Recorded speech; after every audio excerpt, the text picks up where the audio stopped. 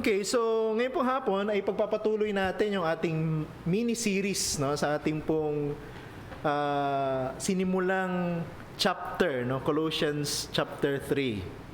Si John Calvin, I think, ang isa sa mga teologo ng Evangelical Church na nagbigay ng diin sa pangangailangan ng pagkakaroon ng balanse sa tinatawag na sanctification. According to him, ang ating paglago sa kabanalan ay hindi lang nangangailangan na mamatay tayo sa ating kasalanan. Tinatawag ito ng mga theologians na mortification. Hindi ko alam kung familiar kayo sa term na yan, ano? Equally important daw, sabi ni John Calvin, is our obedience to the will of God in our daily living. Actually, hindi lang naman si John Calvin ang nagbigay ng diin yan. Even theologians and teachers before him. At ito naman ay tinatawag nilang vivification. Medyo malalim yung term na ito. I think hindi na ito masyadong ginagamit sa English language ngayon. But it simply refers to the ongoing submission ng isang mananampalataya sa kalooban ng Diyos upang mabuhay na may kabanalan. Alam nyo, ang totoo, one cannot happen without the other. One cannot go through just mortification of sin without vivification of the Christian life. If we put off the old self, then we must put on something new. Pag meron tayong hinubad o inalis o tinanggal sa ating pagkatao, primarily the old self na may kinalaman sa ating pamumuhay sa kasamaan, sa kasalanan, kailangan meron tayong ipalit. Yung ibig sabihin ng balance between mortification and vivification. Kailangan may ipapalit tayo sa ating inaalis, sa ating pagkatao. This is where we will appreciate the genius of the Apostle Paul nung ginamit niya yung imagery ng clothing. Now, dito sa Colossians chapter 3, ginamit ni Apostle Paul yung larawan ng damit. Pagsusot ng damit. Hindi issue ng kahubaran ang issue ng pananamit.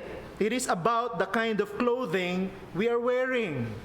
It is either we are wearing something old or we are wearing something new. Yun lang naman yun eh. Diba? Meron kang suot, pero anong suot mo? Luma o bago? Fit sa'yo or unfit na sa'yo. Yun ang issue natin dito. Kaya nga, ang isang mas kumpletong larawan ng sanctification involves not only death to sin, but continuous death to sin. Kaya yung last time, binanggit natin, the Apostle Paul said, we should continue putting off the old self. Ibig sabihin, hindi mo lang siya hinubad ng minsanan. You need to do it by the grace of God every day of your life. And on top of that, or together with that, we should be consistent in our righteous living. Ibig sabihin, continuously pleasing God in our lives by always doing what He wants. Para kay Apostle Paul, ito naman yung ibig sabihin ng putting on the new self. Diba? We put off the old self, papatayin natin ang ating lumang pagkatao, yung ating kasalanan. And as we do that, we must put on the new self. Ang kabaligtaran ng pagpatay sa kasalanan ay pagsunod sa kalooban ng Diyos. So hindi pwedeng susunod ka sa kalooban ng Diyos, hindi mo naman pinapatay yung kasalanan. Hindi mo pwedeng papatayin lang yung kasalanan, hindi ka naman sumusunod sa kalooban ng Diyos. Yung sinasabi dito ni Apostle Paul, there should be a balance. So, noong nakaraan, diniscuss natin what it means to put off the old self according to the Apostle Paul. Ngayong hapon, by the grace of God, we will consider what we need to do after we put off the old self. Pag hinubad natin yung ating lumang pagkatao kasama yung mga kasalanan, ng pita, ng laman, everything related to our sinfulness, what should we do next? We will be dismayed na mawawalan tayo ng gana. If sa ating Christian walk, we will just keep on trying to put off the old self. Gusto kong mawala nito, kasalanan na to, gusto kong ma-overcome itong sin na ito. Kasi alam nyo, as long as the root of sin is inside our bodies, we will keep on sinning.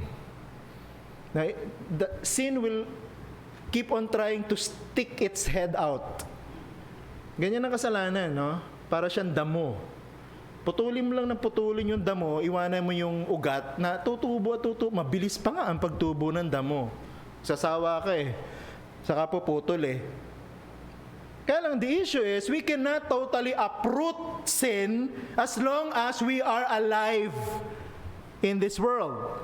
So habang tayo buhay sa mundong ito, mananatili ang kasalanan sa ating katawan at mananatili at magpapatuloy ang ating struggle against sin. So what should we do? We should continue cutting it. Kailangan patuloy nating putulin para hindi na ito magkaroon pa ng mas mga malalang resulta sa ating buhay. We can only put off the old self if we will continue to put on the new one. So yun yung gusto natin pag-usapan ngayong hapon. No? Papapatuloy lang natin. So tingnan natin yung ating text, Colossians chapter 3, verse 12 hanggang 17. Colossians chapter 3, verse 12 hanggang 17. Babasahin ko po sa ang bagong ang Biblia. Bilang mga hinirang ng Diyos, mga banal at minamahal, magbihis kayo ng kahabagan, ng kabaitan, ng kababaang loob, ng kaamuan at ng katiyagaan. Pagtiisan ninyo ang isa't isa, at kung sino man ay may reklamo laban sa kanino man, magpatawaran kayo sa isa't isa. Kung paanong pinatawad kayo ng Panginoon, ay gayon din naman ang inyong gawin. At higit sa lahat ng mga bagay na ito ay magbihis kayo ng pag-ibig na siyang tali ng kasakdalan. At maghari sa inyong puso ang kapayapaan ni Kristo na doon ay tinawag din naman kayo sa isang katawan at kayo maging mapagpasalamat. Manirahan nawang sagana sa inyong salita ni Kristo ay sa lahat ng karunungan. Magturo at magpaalalahanan kayo sa isa't isa sa pamamagitan ng mga salmo at ng mga himno at mga awiting spiritual na umaawit na may pasasalamat sa Diyos sa inyong mga puso. At anumang inyong ginagawa sa salita o sa gawa, gawin ninyong lahat sa pangalan ng Panginoong Hesus na nagpapasalamat kayo sa Diyos Ama sa pamamagitan niya. Pagpalain ng Panginoon ang kanyang mga salita. Dalawang bagay lang po. Kung nakaraang Lord's Day, pinag-usapan natin yung putting off the old self. No? This time, we will be talking about putting on the new self. Para mabalansin natin, we cannot just put off the old self without putting something new. So, what does it mean to put on the new self? Two things. Putting on the new self, attitudes refining. And then putting on the new self, words edifying.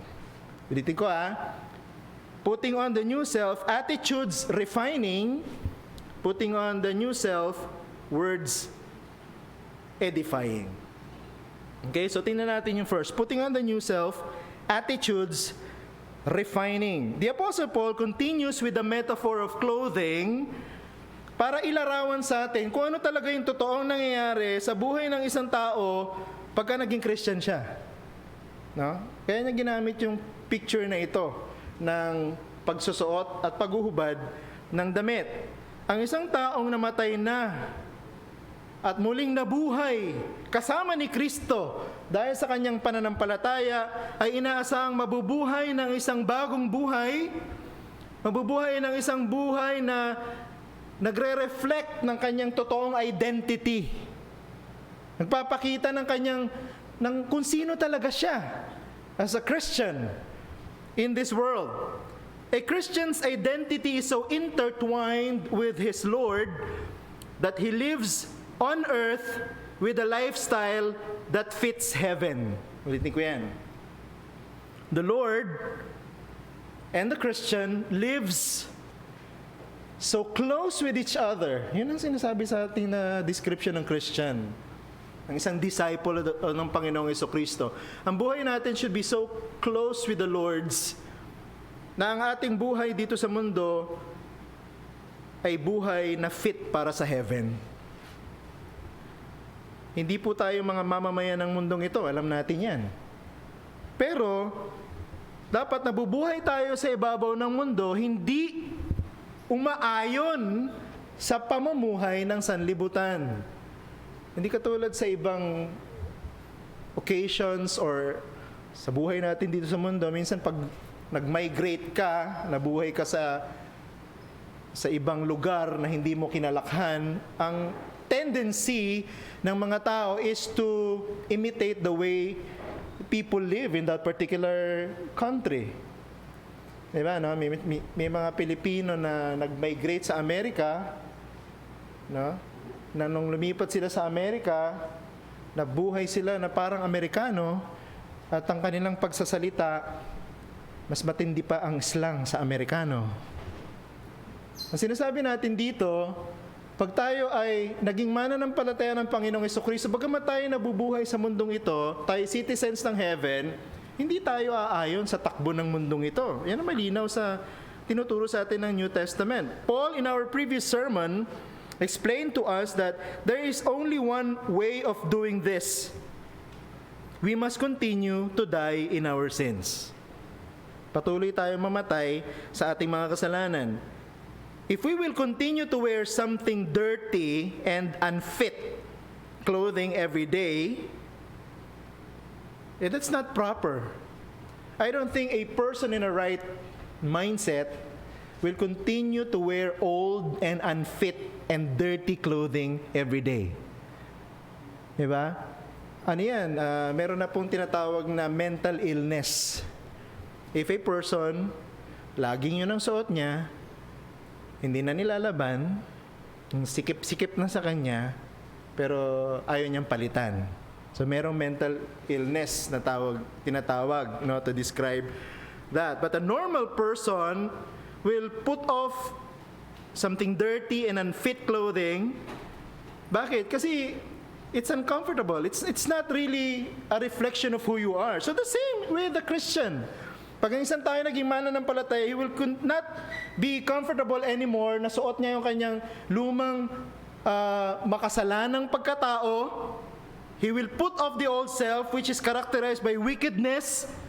Kasi ang primary reason ni Apostle Paul for saying that ang isang Kristiyano, hindi na siya mabubuhay sa dati niyang, hindi na kasi fit yung kanyang bagong buhay sa isang bagong nilikha. So pag ang isang tao ay naging born again Christian, he will be living a new life. A life that is no longer fit for this world because he will be living for the new creation. Mabubuhay na siya para sa bagong paglikha na sinimula ng ating Panginoong Jesucristo. But we cannot be without new clothing, di ba? Hindi pwedeng walang bagong damit. Pag hinubad natin yung lumang pagkatao na dinescribe ni Apostle Paul, putting off the old self, putting off the old, dirty, and unfit clothing, we should put something new. Hindi po tama na magsuot tayo ng marumi at masikip na damit, mabahong damit. Hindi rin naman tama na tayo walang suot. Paul picked this idea up and applied it to what we are discussing here. As we put off the old self, we must also put on the new self. Ito yung nagiging problema ng maraming Christian when it comes to the issue of sanctification. Gusto lang mawala yung kasalanan, ayaw namang palitan ng bago, ayaw palitan ng buhay na may kabanalan. Matatanggal lang sa biyaya ng Diyos sa mga bagay na may kinalaman sa ating lumang pagkatao if we will pursue holiness, if we will pursue righteous living, if we will pursue the will of God, if we will put on the new self. Now, let me clarify na hindi po sinasabi ni Apostle Paul na magsuot tayo ng ating bagong pagkatao split personality or dissociative identity disorder. Hindi po schizophrenia ang tawag doon. Ano? Huwag niyong pagkamalian na yung schizophrenia, ito yung may split personality. No. Ang split personality is called technically dissociative identity disorder. Yun yung meron siyang dalawang personality. Iba yung personality niya dito, iba yung personality niya. Minsan, magpapalit-palit yung personality. Hindi po ganun ang sinasabi ni Apostle Paul na magkaroon tayo ng maraming personality. Rather, he's telling us that we remain who we are as a person, but we can no longer remain the same in our characteristics as a person. Tayo pa rin yung tao, walang idadagdag na bagong personality, pero yung ating character should change. Yung behavior natin should change. Papaano? Sabi sa verse 10 ng ating mga pinag-aralan, we should put off the old self na binabago sa kaalaman ayon sa larawan ng lumalang sa Kanya. So nagsisimula tayo sa pagbabago ng ating isip. This is what Paul meant by putting on the new self. Tayo pa rin yon, the same person, pero we are no longer talking about his former way of life. Kaya, di ba, pag ang isang tao ay naging Christian, di ba, ang isang bagay na tinitingnan natin, did you change? Did something change in you? Kasi hindi pwedeng sasabihin mong Christian ka, pero yung paraan ng pamumuhay mo, ay ganun pa rin katulad ng dati. There should definitely be a change. At tingnan niyo yung pagiging distinct, no? Ng description ni Apostle Paul, dinescribe niya into a simple imagery, pero napakalinaw. Hindi mo nasuot yung dati mo dapat pagkatao. Dapat isusuot mo yung iyong bagong pagkatao kay Jesus. Di ba, 2 Corinthians 5:17, pag ang isang tao ay naging mananampalataya, yung luma, wala na. Nagsisimula na yung bago eh. Now, nung nakaraan, may pattern. Diba? Kung natatandaan nyo, sabi ko sa inyo, putting off the old self, may pattern. Ganon din naman sa putting on the new self. Dito, sa ating passage, pinakita ni Apostle Paul, yung pattern is from result to the cause. So, nagsimula siya dun sa mga resulta, inisa-isa niya yung mga characteristics ng new self, and then, ang kahuli-hulihan, pinakita niya ano yung result, ano yung ugat ng mga bagong karakteristik ng isang Christian. Previously, he explained to us yung sexual immorality, di ba? Destroys the relationship between husband and wife. At nagsisimula ang lahat ng may kinalaman sa sexual immorality sa covetousness. Sinabi niya sa atin yun sa previous passage. Ang isang tao, pag nagsimula siyang hindi makontento sa kung anong meron siya, ang susunod, maghahanap siya at gugusto siya ng mas marami. At ang malala, gugustuhin niya at hindi siya masasatisfy hanggat hindi niya nakukuha yung isang bagay na hindi niya dapat makuha, lalo na ang pagmamay-ari ng iba. Nagsisimula sa covetousness ang sexual immorality. You want something more. You want something different. Pag nangyari yun, titingin ka na sa ibang babae, titingin ka na sa ibang lalaki. Yun yung sinabi ni Apostle Paul na magiging resulta ng covetousness. Now, the Apostle Paul is explaining to us the same concept but concerning the new way of life. Inisa-isa ni Apostle Paul dyan di ba? Compassionate hearts, kindness, meekness, patience, forgiving one another. Hindi ko na po i-define sa inyo yung mga yan because we have defined those terms many times in different and many occasions. Sa ating preaching, sa ating Sunday school. Pero ito lang ang gusto kong makita ninyo. Compassionate hearts, kindness, meekness, patience, and even forgiveness are results of, according to the Apostle Paul, what? Love. Doon siya yung resulta, ito yung bagong characteristics ng new life ng isang Christian, pero ang ugat niya lahat, pag-ibig. Ito yung makikita natin sa verses 12 to 14 ng ating text. Ako naniniwala na binanggit ito ni Apostle Paul kasi meron siya sigurong gustong i-address na issue sa loob ng church sa Colossus.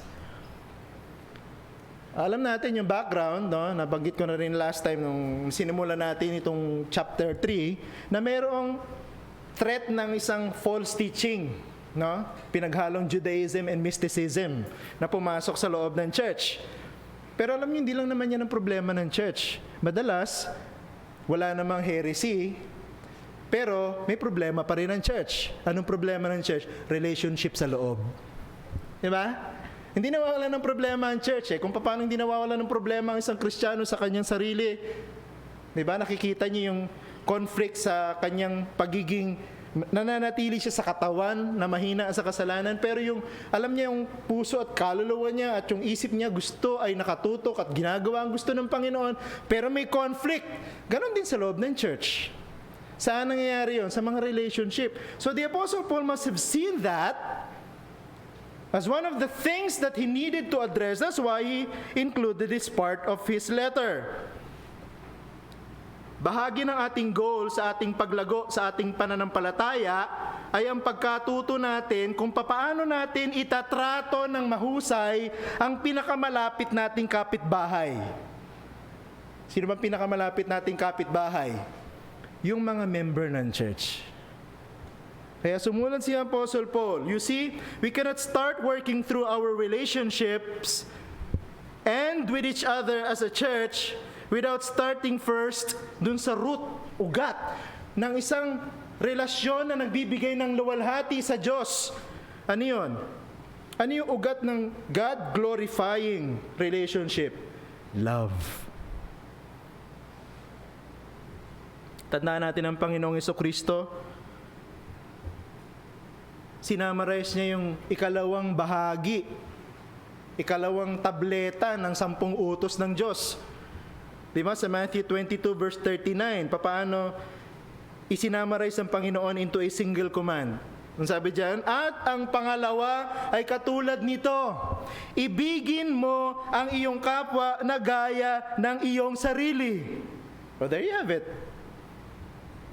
So hindi original kay Apostle Paul yung teaching that the key na magkaroon tayo ng maayos, nakakaluwalhating relasyon sa loob ng iglesia sa Diyos ay pag-ibig. Sapagkat ganun, ibinuod ng Panginoong Jesucristo ang ikalawang tableta ng 10 utos. Kung papansinin niyo from commandment number 5 to commandment number 10, lahat yan ay patungkol sa relationship natin sa kapwa-tao. Commandment number 1 to commandment number 4, lahat ng may kinalaman sa relasyon natin sa Diyos. Pero pansinin nyo, mas marami yung may kinalaman sa relasyon natin sa ating kapwa. Mas marami. Because God knew from the very beginning na pag nagligtas siya ng mga taong makasalanan at pag yung mga niligtas niya mga taong makasalanan pinagsama-sama niya sa isang church, alam mo na mangyayari. Iba-ibang ugali, iba-ibang background, iba-ibang lengguwahe, di ba? Magkakaroon ng talaga ng conflict yan. Kaya sabi niya, ito ang second most important command. Love one another and love your neighbor as you love yourself. In the Sermon on the Mount, pinaliwanag din ng Panginoon ito in a different way. Tingnan niyo sa Matthew chapter 7 verse 12. Kaya anumang bagay na ibig ninyong gawin sa inyo ng mga tao, gayon ang gawin ninyo sa kanila sapagkat ito ang kautusan at mga propeta. Kita nyo, pinakita ng Panginoon yung summary niya in a different viewpoint. Ang tawag na marami dito, the golden rule. Huwag mong gagawin sa kapwa mo, diba? In a negative sense. Huwag mong gagawin sa kapwa mo yung ayaw mong gawin nila sa iyo. Pero sabi dito, anumang gusto mong gawin sa inyo, yun ang gawin ninyo sa kanila. Positive naman. Yung ginamit ng Panginoong Jesucristo. We are never taught anywhere in Scripture about hating ourselves in order to love another. Hindi tayo inutusan ng Biblia na mamuhi ka sa sarili mo para matutunan mong ibigin yung iba. Hindi. Walang binago ang Panginoon doon. Kasi alam ng Diyos na built-in na sa atin yun yung pag-ibig natin sa ating sarili. Alam niyo, ang ginagawa ng Holy Spirit, pagka naging Christian ng isang tao, nire-redirect niya yung ating direction ng ating love. We are to love others just like how we love ourselves. The major difference of this kind of loving, dun sa nakasanayan natin na pagmamahal natin sa sarili, self-centered love. Doon tayo sanay. Pero pag naging Christian ng isang tao, sa biyaya ng Diyos, yung kanyang pagmamahal, nagiging, other-centered. Imbis na papasok yung direction mo, yung pagmamahal mo sa sarili mo, mamahalin natin yung kapwa natin, palabas yung direksyon ng Espiritu ng Diyos. Yun ang binabago niya. Hindi nawawala yung pagmamahal sa sarili. Kaya lang, mamahalin natin yung kapwa natin kung paano minamahal natin yung ating sarili. Na ngayon, ang tanong, paano nga ba natin iibigin ang isa't isa? Dalawang bagay. Number one, we love others selflessly. Ganito po kinategorize yung sinabi sa verses 12 to 13. We love others selflessly. Different direction ang ating love. It's towards another. Palabas. The only means that the new life recognizes is the priority of others more than ourselves. Yun yung ibig sabihin ng self-denial. No, hindi sinasabi ng Panginoon that you will hate yourself. Hindi sinasabi ng Panginoon that you separate with your mother and your father and your family. Ganun yung interpretation ng iba. Pero sinasabi ng Panginoon, di ba? Hindi na ang sarili mo at ang ibang mga mahal mo ang priority mo, kundi ibang tao. Ibang tao na. Just imagine, kung ganito yung klase ng pagmamahala natin sa isa't isa sa loob ng church. Alam niyo kung ano yung unang-unang bagay na mawawala?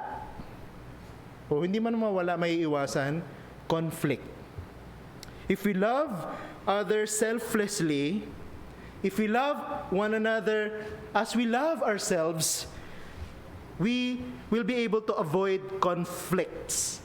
Or, siguro, mas real sa buhay, kung magkakaroon man ng conflicts at nagkakaroon naman talaga, hindi na iiwasan, kung mahal natin ang isa't isa selflessly, kung minamahal natin ang isa't isa, katulad ng pagmamahal natin sa ating sarili, mas madali nating mare-resolve ang ating mga conflict. Di ba?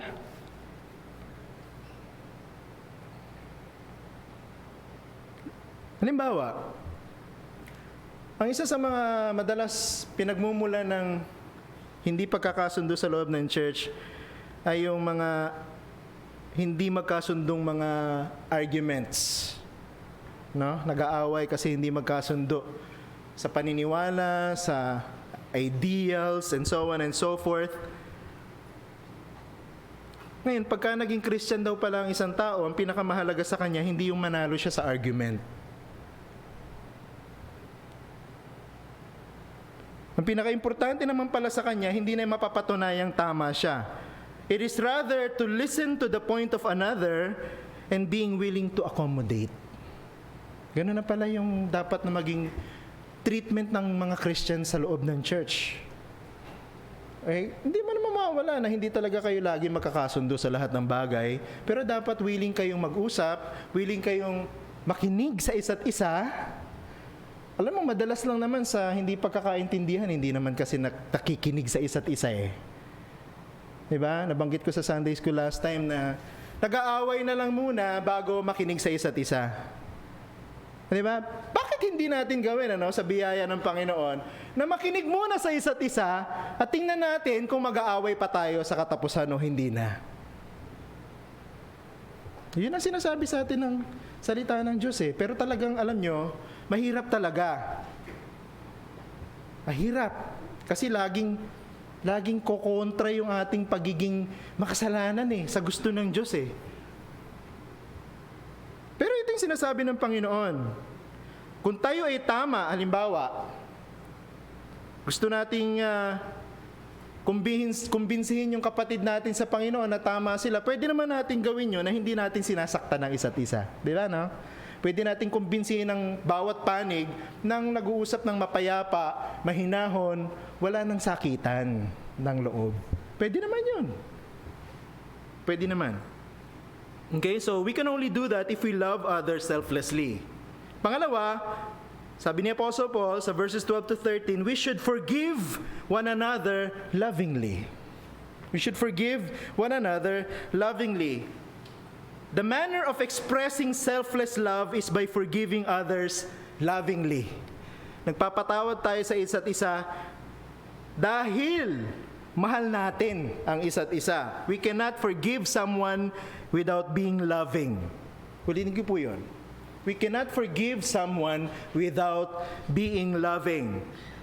Sa context po ng church, we can forgive one another because what? We love one another. Nagpapatawad po ba tayo ng kasalanan ng ating kapatid dahil katungkulan lang nating magpatawad? Siguro yung iba ganun ang understanding nila. Ipapatawarin kita kasi karapatan mong mapatawad ka at katungkulan ko naman na magpatawad sa isang taong humihingi ng tawad. Wala namang masama doon altogether, pero dapat ginagawa natin yon dahil mahal natin ang isa't isa. Hindi lang dahil duty, hindi lang dahil katungkulan natin. Iyan. Anong halimbawa natin? Ang Diyos. Diba ang Diyos ang halimbawa natin na umibig muna bago nagpatawad? Diba? Tayo marunong magpatawad. Anong sabi sa atin ng New Testament? Because God loved us first. And because of that, He forgave us our sins. So yun ang pattern natin. It is not the other way around that I will forgive you, then I will love you. Ganun ang mundo. Kung mapapatawad ka niya, mamahalin ka niya, tatanggapin ka niya. But it's not the way of the new life of the Christian.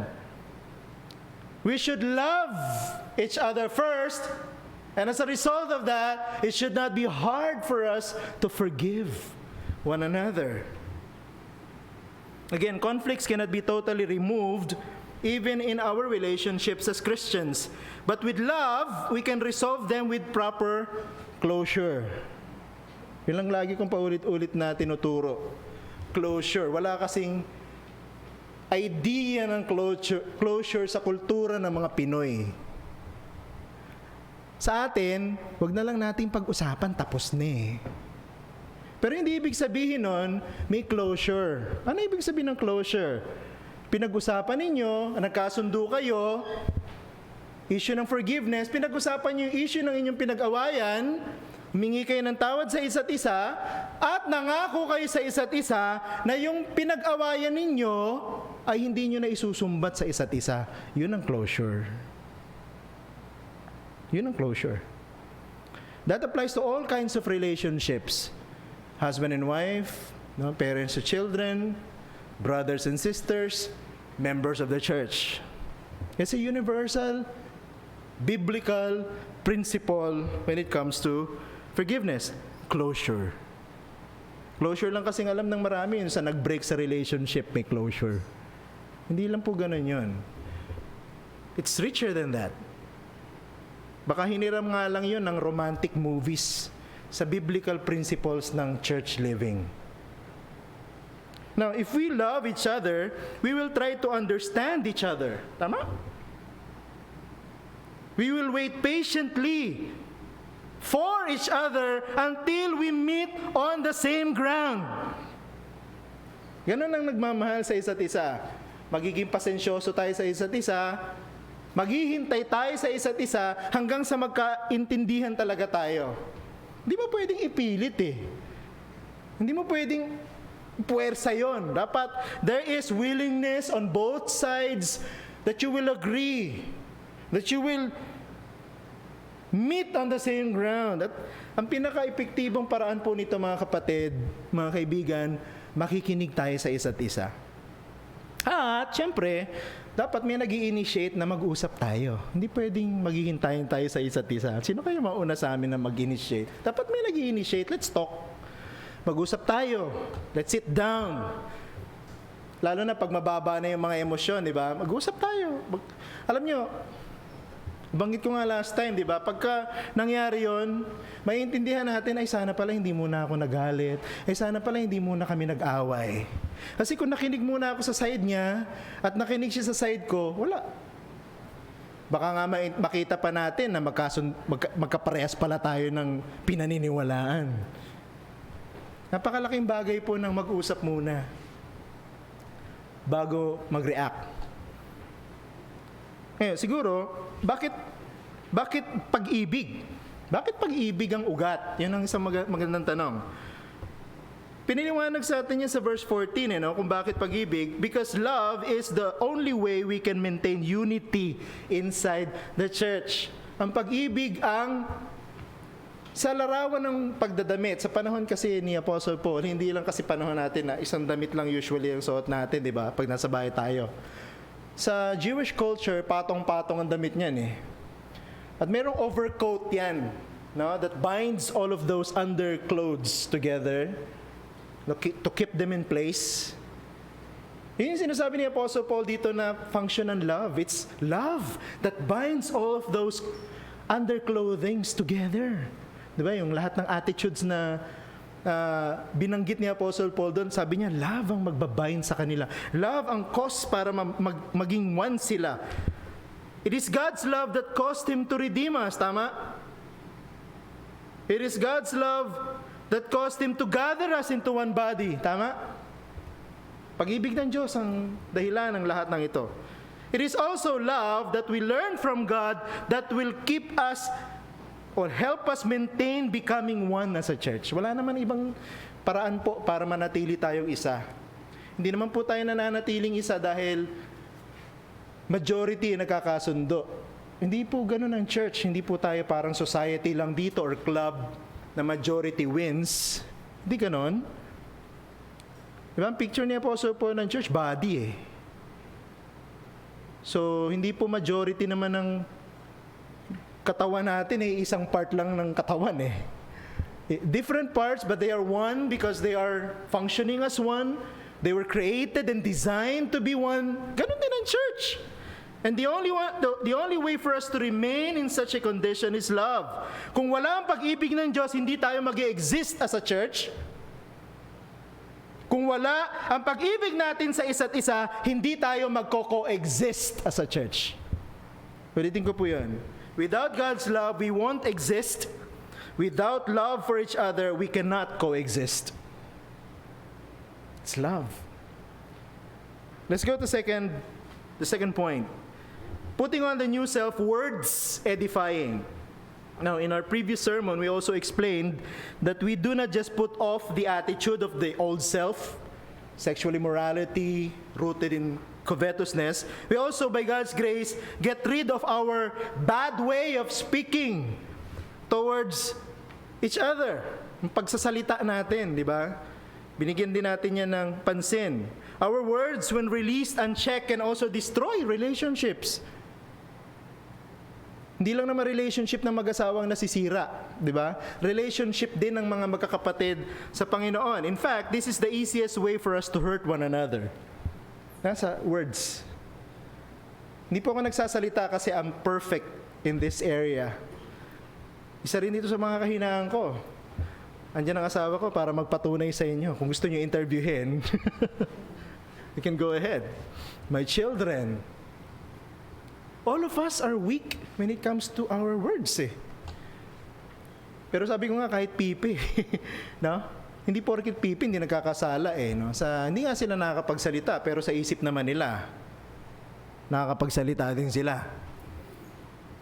Para sa Panginoon, pare-parehas lang ang kasalanan yun, yung naririnig at saka yung hindi naririnig. When used against a person in private, ang salita parang matalas na tabak, madaling humiwa. Diba, kung ngayon dalawang lang nag-uusap, yung salita natin para kang may sharp, two-edged sword. You can easily pierce through the heart of that person na kausap mo. When used against a person in public, hindi lang siya sharp sword, grenade. Alam mo yun, pag sa maraming tao, pag binato mo yung granada, di ba maraming matatamaan eh, na nakakarinig ng salita mo. Diba, minsan nga lang yung biro, no? Nagbiro lang tayo eh, ang intention lang naman natin, to lighten up the conversation. Siyempre, hindi ka naman nagbibiro ng kailang dalawa eh. Bibiro ka sa kabuuan. Pero minsan yung biro natin, pag pinakawala natin yun, minsan nagiging matatalas na shrapnels eh. No? Nakakasira din ng buhay. Ang hirap, no? Ang hirap. Magsalita ka ng seryoso, minsan nakakasakit. Magsalita ka ng pabiro, nakakasakit pa rin. Huwag kang magsalita, nakakasakit pa rin. Kasi sabihin, bakit napakatahimik mo? Hindi ka na nagsasalita ngayon. Lahat na lang yata may hirap. Again, we cannot put off our old manner of speaking if we do not put on the new manner of speaking. Yan ang good news. Kasi pag tinanggal natin yung lumang makasalanang paraan ng pagsasalita, merong naman tayong pwedeng ipalit na magandang at nakakaluwalhati sa Diyos na paraan ng pagsasalita. Ito naman yung point ni Paul sa verses 15 to 17 ng ating text. How can we guard our words so that we avoid hurting each other? Tingnan niyo yung unang bahagi ng verse 15. Nandun yung susi. Sabi diyan, at maghari sa inyong puso ang kapayapaan ni Kristo. Nakita niyo kung saan ang susi? Ang susi, puso. Puso natin ang susi. Magkakaroon tayo ng peaceful and loving relationship with each other if our hearts are at peace with Christ. Kung ang puso daw natin ay mapayapa kay Jesus, magkakaroon daw tayo ng maayos na relasyon sa isa't isa, lalo na pagdating sa ating pananalita. Kaya nga, yung mga totoong Christian lang po ang makakadisiplina sa kanilang mga dila para hindi makasakit sa kapwa, sapagkat ang kanilang mga puso, dahil ang puso ang pabrika ng lumalabas sa ating mga dila, sa bibig, di ba? Kasi ang mga Christian lang ang pinalumanay, pinalambot ng Espiritu ng Diyos at ng biyaya ng Diyos. Alam nyo, magbabago ang isang tao pag naging Christian siya. Magbabago talaga. Bakit? Kasi ang unang binabago ng Diyos pagka naging Christian siya, puso niya. Diba, no? Binapalitan ng Diyos ang pusong bato ng pusong laman. He puts life back into the soul by putting in a new heart. Nagbubuhay. Diba? Sa medicine, buhay ang isang tao pag tumitibok ang kanyang puso. Pag hindi na tumitibok, patay na siya. I think the New Testament writers use that picture para ipakita sa atin na nagkakaroon lang talaga ng buhay ang isang tao pagka binago ng Diyos ang kanyang puso. Pinalitan ng bagong puso. Real reformation of the person happens only after divine heart transplantation. This is beyond our ability as humans. We cannot change ourselves unless God makes the first move. We cannot change the way we live. Hindi, kahit na mag-seminar ka, kahit na dumaan ka sa values transformation conference, kahit na, di ba, magpa-psychiatrist ka, psychologist ka, kung ano-ano pa, hindi ka magbabago maliban na maging Christian ka. Dahil pag naging Christian ka, babaguhin ng Diyos ang ugat ng lahat ng lumalabas sa ating bibig. At yon ay ang ating puso. So, how do we know if our attitudes are reforming? How do we know if our words are reforming? Mapapansin natin na sa ating pagsasalita, hindi na po tayo nagsasalita lang para magsalita, para sabihin kung ano yung gusto nating sabihin. Pag naging Christian tayo, nagsasalita tayo at iniisip muna natin, ito bang sasabihin ko ay makakatulong sa mga ibang nakakarinig sa akin. Minsan nalilimutan natin yun, no? Minsan ito bang sasabihin ko makakatulong sa kanya o hindi? Nagagawa na lang natin yun pagka naisip-isip na lang natin, mali pala yung sinabi ko. Lagi tayong reactive, hindi tayo proactive as Christians. Yun ang mahirap talaga sa makasalanang katawang ito. Pero hindi naman po ibig sabihin hopeless na. Ito nga eh. Ano yung mga binigay sa ating example dito? Number one, we should speak truth, or we should speak thankfully. Yun yung number one. We should speak thankfully. Paul tells us here that the proof that our hearts are right with Christ is thankfulness. Tingnan yung verse 15 ulit. Sabi sa ating text, at maghari sa inyong puso ang kapayapaan ni Kristo, na doon ay tinawag din naman kayo sa isang katawan, at kayo'y maging mapagpasalamat. Nakita niyo yun? Nagbabago daw po, nakikita daw po ang isang pusong pinaghaharian ng kapayapaan ni Jesus kung ang lumalabas sa ating bibig, pasasalamat. Thankfulness. When our hearts are not right, anong lumalabas sa bibig natin? Reklamo. pintas, galit.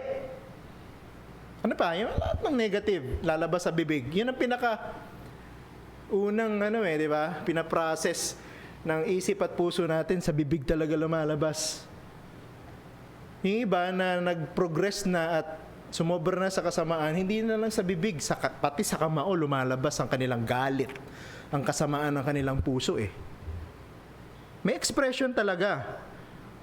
At ina-address ni Apostle Paul dito, siguro nakita niya sa church sa Colossus, ganun ang nangyayari, nagkakaproblema sila sa kanilang relationship dahil nagsisimula sa hindi nila pag-iingat sa kanilang mga bibig, sa kanilang mga sinasabi. Sabi ni Apostle Paul, kung may kapayapaan tayo sa Panginoong Jesucristo at ang puso natin ay may tamang relasyon sa Kanya, ang una daw palatandaan, mapagpasalamat daw po yung tao na yon. Kaya ang tanong ko, tayo po ba marunong tayong magpasalamat para sa iba? Marunong ba tayong magpasalamat o marunong na tayong magpasalamat para sa sarili natin?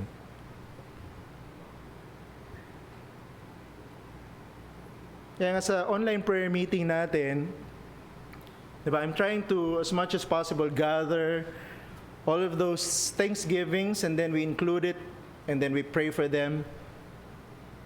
Because usually, ang tendency natin is to allow people to speak and to ask for for thankfulness. Lagi yung thankfulness para sa sarili nila. Hindi tayo sanay na tayo nagpapasalamat sa Diyos para sa ibang tao. Pero dapat pala, kung talagang tama ang puso natin sa Diyos, marunong tayo magpasalamat para sa ibang tao. Our thankfulness, just like love, should also be other-centered. Other-centered. Nagpapasalamat ako para kay kapatid na ganito. Kasi alam mo yung ginawa ng Panginoon sa kanya, kahanga-hanga. Hindi di ba? Madalas nagpapasalamat ako sa Panginoon sa ginawa niya sa aking buhay. Ganun kasi talaga tayo sanay. Self-centered. But we should learn how to be other-centered. Look to the other side. Outside of yourself. And then, di ba? Pag ginagawa natin to dahil mahal natin ang isa't isa, matututo tayong makita yung mga bagay na hindi lang pangit sa Kanya. Nakikita natin yung magaganda. Kaya nga tayo magpapasalamat Pero kung ang puso natin hindi tama sa Panginoon, kung ang puso natin ay puno ng galit, kung ang puso natin ay puno ng reklamo, lahat na lang ng makikita natin at sasabihin ng bibig natin puro pangit patungkol sa ibang tao, hindi maganda. That is a reflection of the real condition of our hearts before God.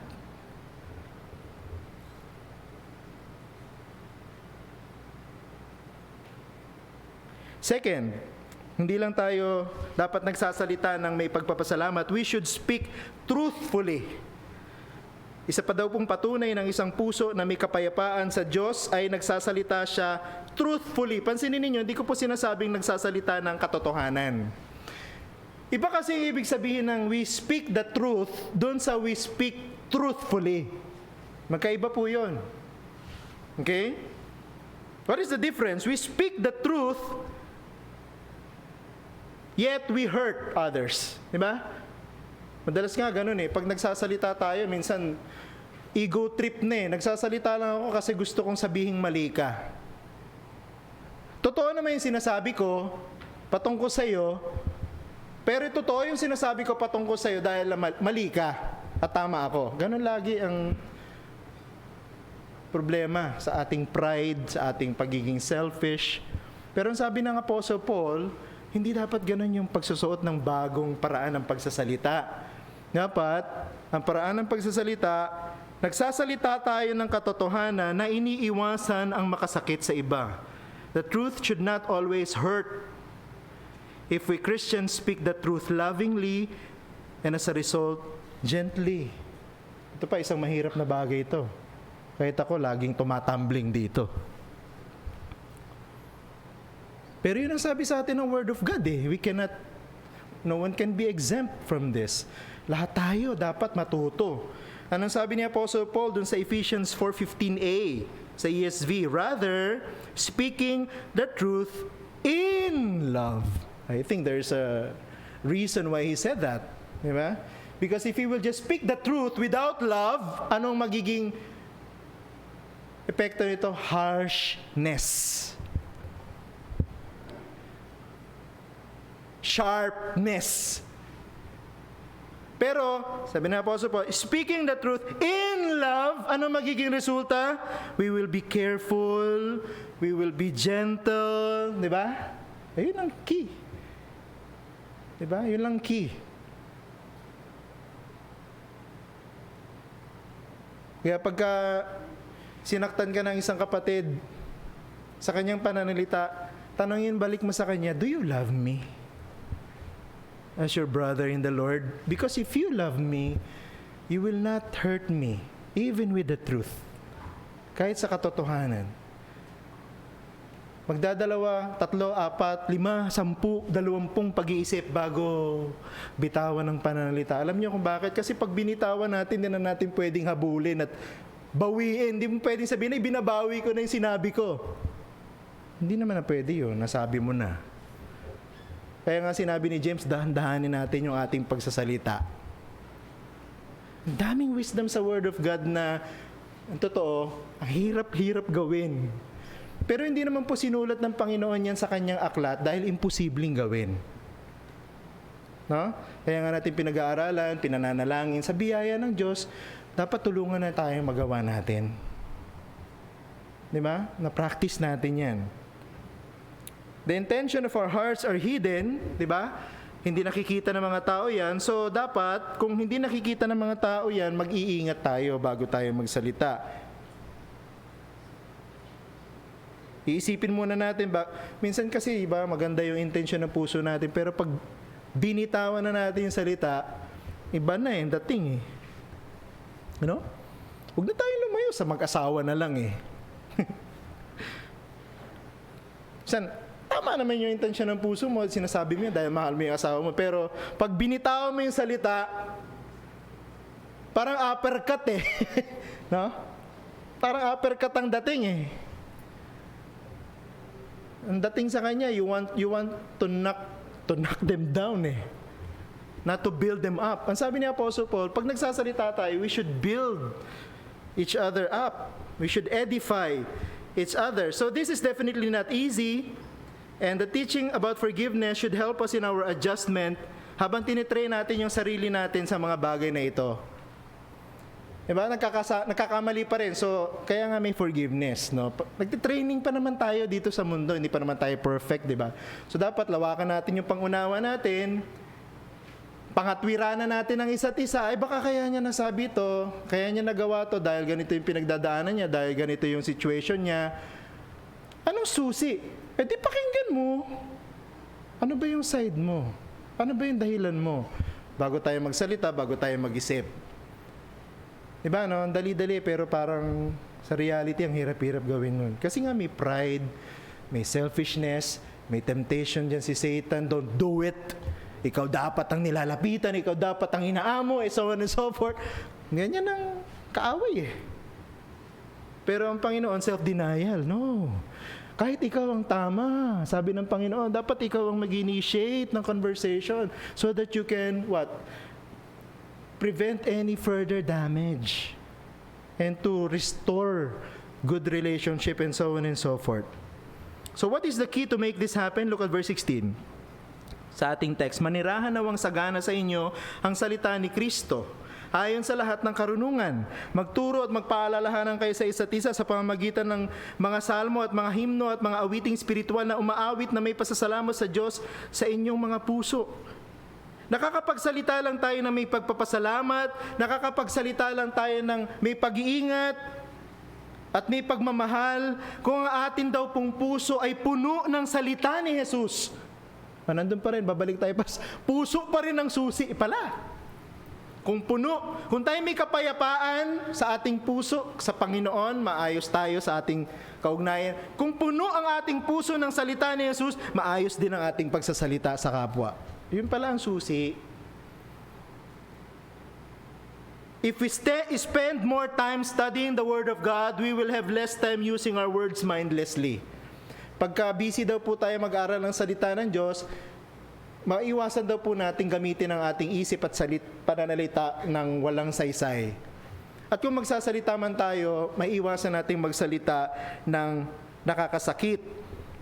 Only that which fills a glass will overflow from the glass. Ano ibig sabihin? Kung ating pong puso ay puno ng salita ng Diyos, ang lalabas sa ating bibig, salita din ng Diyos. Diba? Pero kung ang puso natin ay basyo, walang laman ng salita ng Diyos, ay wala rin lalabas na salita ng Diyos. Kaya dapat tayo mga Christian, we should always study the Word of God. At kung may mga pagkakataon, we spend those times listening and studying the Word of God. We do not just speak the truth of God. Paul said that we should also sing the Word of God. Nakita niyo dyan? Awitin. We do this most effectively when we sing together at church. Hindi po tayo kumakanta sa church kasi maganda yung tugtog, maganda yung melody. Hindi po tayo kumakanta sa church para mag-perform, mapansin.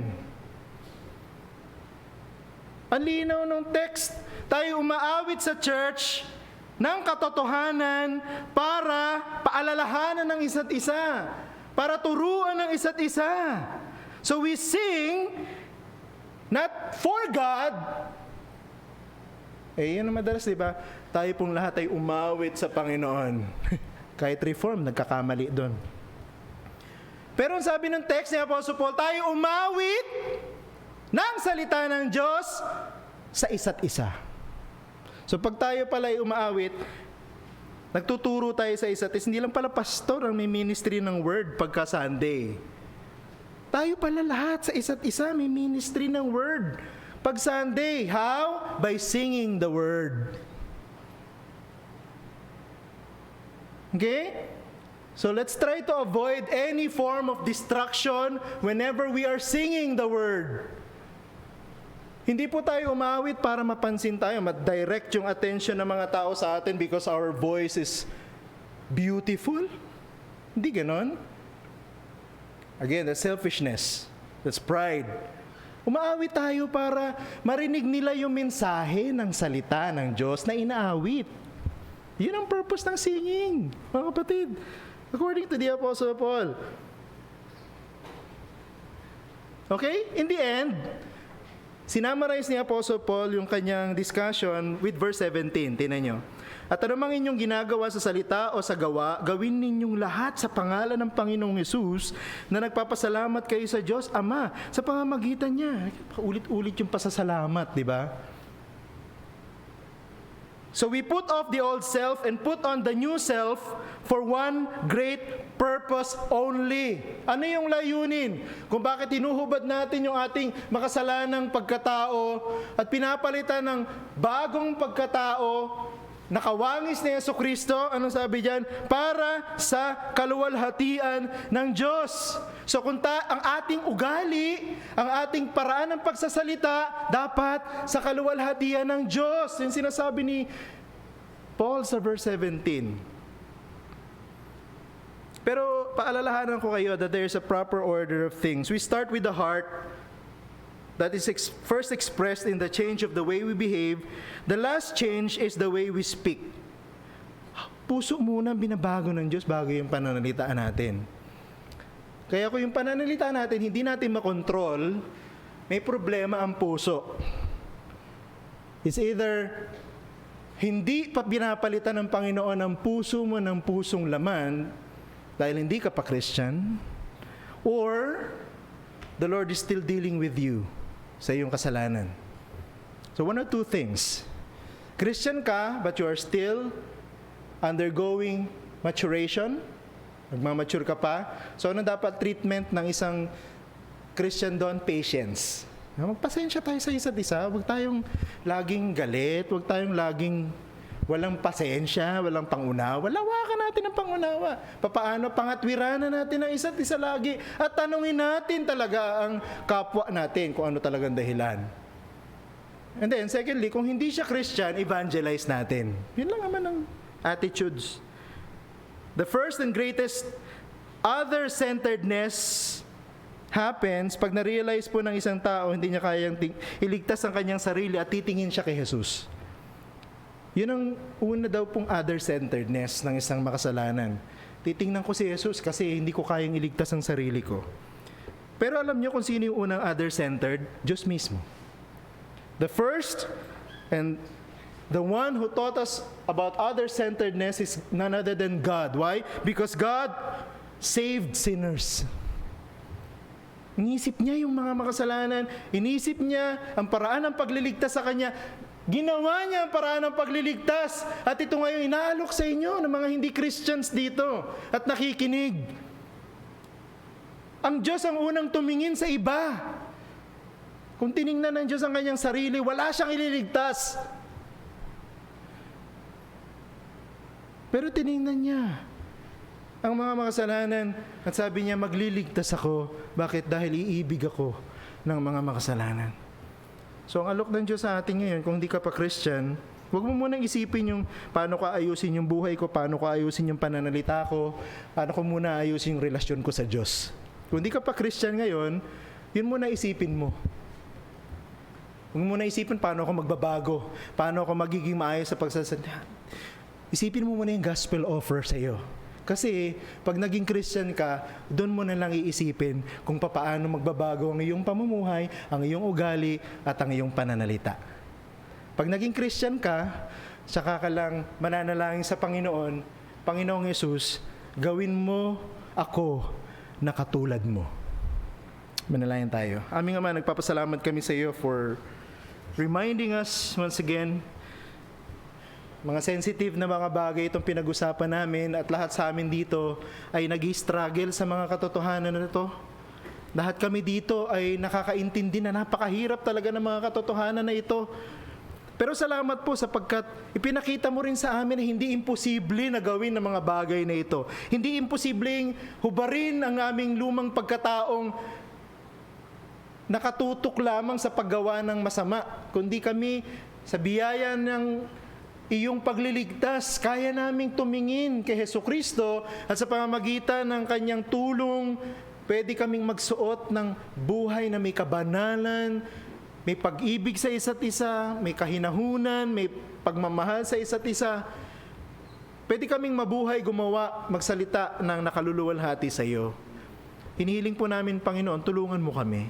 Kapag tinaamin namin sa iyo at tapat ang aming mga puso, hindi namin kaya. Nahihirapan po kami. Hindi namin naiiwasan ang mga bagay na ito. Maawa po kayo sa amin. Maawa po kayo sa amin dahil hindi kami nangangailangan ng pagliligtas, dahil kami niligtas mo na. Maawa ka sa amin sapagkat nangangailangan kami ng pagbabago. At ikaw lang din ang may kapangyarihan na baguhin kami. Yung mga hindi pa mananampalataya dito, aming Diyos, maawa kayo sa kanila. Sana hindi nila makita kailangan nilang magbago ng ugali at pagsasalita, kundi sana makita nila kailangan nilang mamatay sa kanilang kasalanan, at ito'y sa pamamagitan ng pagtingin at pananampalataya kay Hesukristo na tagapagligtas. Our prayer, change us, O Lord, and make us gentle, humble, compassionate, kind, good, like the Lord Jesus Christ. Siya ang aming perfect example ng pagiging other-centered sapagkat nagkatawang tao siya, nagsakripisyo siya, namatay siya, nabuhay siyang muli para sa pagliligtas niya sa ibang tao, sa mga ibang makasalanan. Sa amin. Salamat po.